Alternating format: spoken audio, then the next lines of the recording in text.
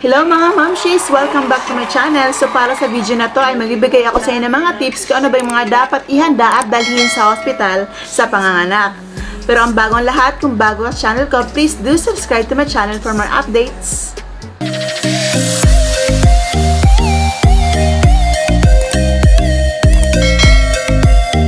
So yun na nga mga mamshis, para sa video na to ay pag-uusapan naman natin kung ano ba yung mga dapat dalhin at ihanda mo sa hospital sa panganganak. So una mong dapat dalhin or i-ready ay yung gamit ni baby. Yan, so ilagay mo siya sa isang bag katulad gaya nito, ayan.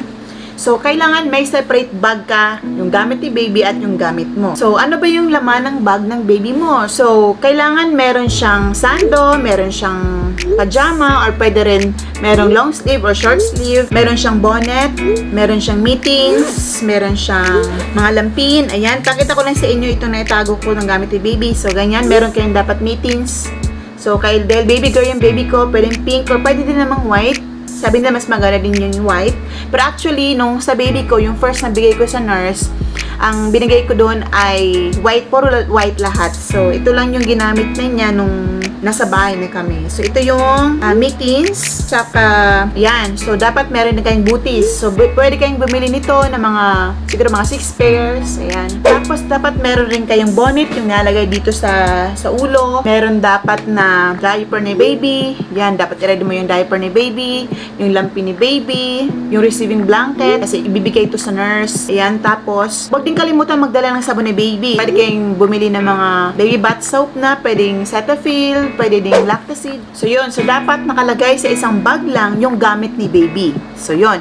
Pangalawa naman ay yung gamit mo. So, dapat nakalagay din siya sa separate na bag. So, pwede mo siyang ilagay sa backpack or mas maganda kung yung katulad din dito na, katulad din ng ganito na bag. Ayan, mas maganda para mas madali siya makuha. Advice ng mga mamshis, yung mga gamit mo na dalhin ay mas maganda kung yung dress na siya, at saka yung mas maganda kung open yung harap. Para kung pa-breastfeed ka, hindi ka mahirapan at medyo comfortable para sa'yo. Yan, tas dapat yung maluwag. Pwede na rin yung damit mo yung maternity dress mo ngayon, no?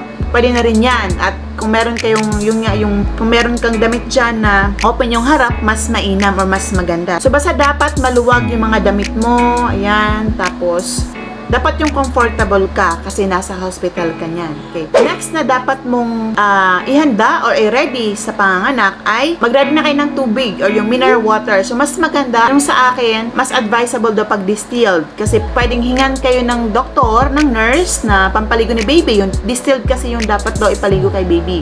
At syempre, yung iinumin nyo rin pag nag-stay na kayo sa hospital. Yan.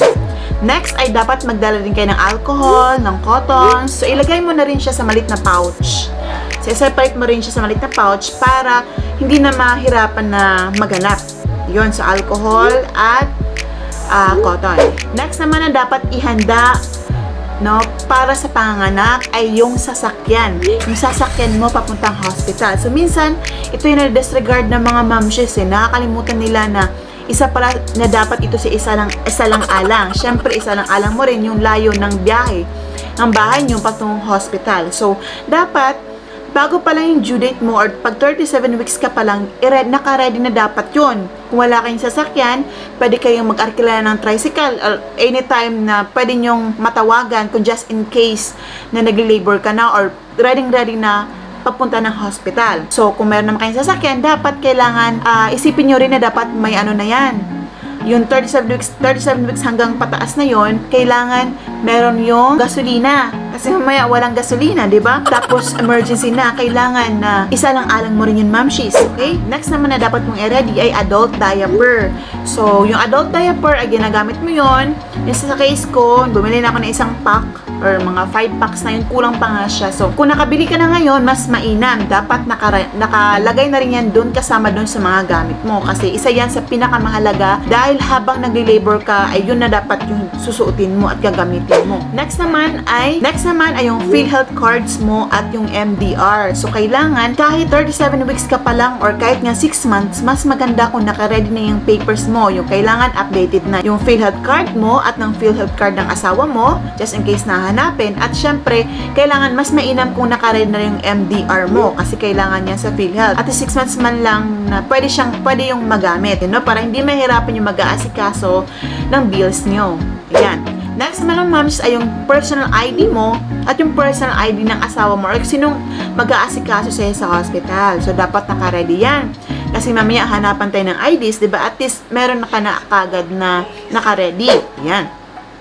Next na dapat mong isipin or dapat dalhin or i-ready sa panganak ay syempre yung pera or yung wallet na may pera. Mamaya wallet ng walang pera. Kasi nga, syempre, pag nanganganak ka, maraming dapat gastusin, maraming dapat bibilhin. So, dun sa case ko, marami pang pinabili. Doon pala sa labor room, hindi ko alam na yung asawa ko pala, may mga nareseta yung doktor na dapat bilhin. Kasi minsan wala siya sa hospital, pwede pang lumabas or pwedeng madaling araw. So, kailangan ready yung pera pambili ng mga gamit mo. Okay. Next naman mga mamshis ay, syempre kailangan mas mainam na magdala kayo ng unan. Kasi, para mas comfortable kayo, kasi matutulog kayo sa ibang lugar, doon kayo sa hospital, mas maganda na comfortable pa rin kayo doon, lalo at doon ka mga anak at mag-stay kayo doon mga ilang araw. At next naman ay pwede rin kayo magdala ng kumot kasi baka may malalamig ka or para mas pwede rin siyang pantakip sa'yo kasi nga bagong panganak ka. Ayan. So yun ang mga mamshis, sana ay nakatulong. So ulitin ko, ito yung mga dapat ihanda mo sa panganganak. So dapat gamit ni baby andyan. Nakaseparate siya ng bag. Pangalawa, yung gamit mo. Next naman, ay kailangan nakaready na yung water. Next naman ay alcohol. Nakaready na yung alcohol, yung cottons. Yung sasakyan na pagsasakyan mo papuntang hospital. Okay, yung adult diaper dahil yun yung gagamitin mo. Yung PhilHealth cards at MDR.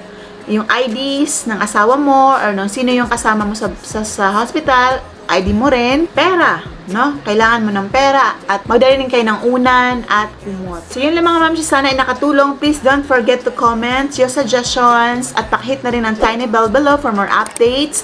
If you find it useful, please don't forget to share. See you again on my next video. Bye-bye!